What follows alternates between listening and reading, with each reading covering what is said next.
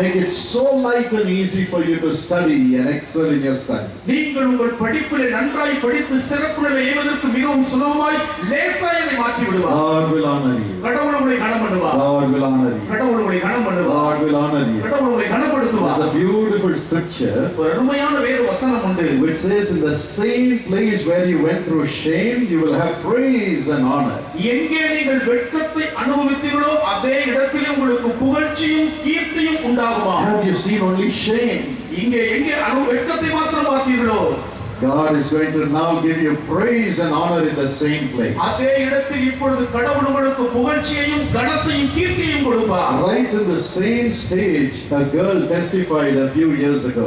இதே மேடையில் ஒரு சில ஆண்டுகளுக்கு முன்பு ஒரு பெண் சாட்சி கொடுத்தார்கள். She was getting only 2 marks in her maths in her model exam. தன்னுடைய கணித மாதிரி தேர்விலே 2 மதிப்பெண்கள் மாத்திரம் தான் வாங்கினார்கள். Just 2 marks. 2 மதிப்பெண்கள். And her father was a poor man. அவருடைய தந்தை ஒரு ஏழை மனிதர். He refused to even pay the examination fees. பரீட்சை கட்டணம் கட்டக்கூட மறுத்துவிட்டார். He said, இது எப்படியா நீ ஃபெயில் ஆகதான் போற, உனக்கு போய் எக்ஸாமினேஷன் ஃபீஸ் கட்டி பணத்தை வீணாக்கணுமா? You are going to fail anyway. Why should I pay your examination fees and waste my money? எப்படி இருந்தாலும் பரீட்சையில் நீ ஃபெயில் ஆகற போகிற உனக்கே நான் பணம் கட்டி வீணாக்க வேண்டும் என்று சொல்லிவிட்டார். But somebody brought her to this meeting. ஆனால் யாரோ இந்த கூட்டத்துக்கு அவளை கொண்டு வந்தார்கள். She never knew anything about prayer. ஜெபத்தை குறித்து அந்த மாணவிக்கு ஒன்றும் தெரியாது. But when she came here, ஆனால் இங்கே அவள் வந்தபோது she listened to the success stories of those who came here and prayed the previous year. முந்தைய ஆண்டுகளிலே இங்கே வந்து பிரார்த்தனை செய்து வெற்றி பெற்ற மாணவர்களுடைய வெற்றி அனுபவங்களை சாட்சியாக கேட்டபோது And she said, if God can do it for them, He can do it for me. இவர்களுக்கெல்லாம் கடவுள் இப்படி வெற்றி கொடுக்க கூடுமானால் எனக்கும் அவர் செய்ய முடியும் என்று சொன்னார். And she gave her life to God that day. அந்நாளில் தான் தன் வாழ்க்கையை கடவுளிடம் ஒப்பு கொடுத்தார். She said, God help me. கடவுளே எனக்கு உதவி செய்யும் என்று கேட்டார். I'm getting only 2 marks. 2 மதிப்பெண்கள் மாத்திரம் தான் வாங்குகிறேன். My father is so poor. என் தந்தையும் மிகவும் ஏழ்மையில் இருக்கிறார். My mother is so pitiful. N தாயாரோ பரிதாபத்துக்குரியவர்கள். They are trying their best to help me. எனக்கு உதவி செய்ய தந்தால் இயன்றளவு உதவுகிறார்கள். I should not break their hearts, Lord. தாவே அவர்கள் இதயத்தை நான் உடைத்து விடக்கூடாது. Today I give my life to you. இன்று என் வாழ்க்கையை நான் உமக்கு ஒப்பு கொடுக்கிறேன். A great peace came into her heart. ஒரு மிகப்பெரிய அமைதியின் சமாதானம் அந்த மகளுடைய இதயத்தை நிறைத்தது. She went back with God.